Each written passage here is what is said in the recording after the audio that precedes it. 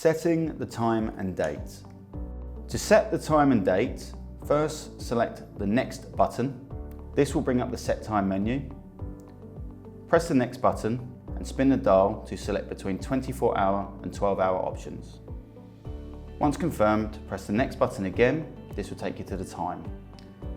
Spin the dial to select the hour, then press Next and spin the dial again to select the minutes.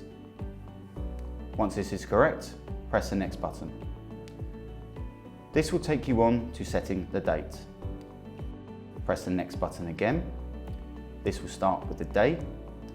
Spin the dial. Once correct, press Next.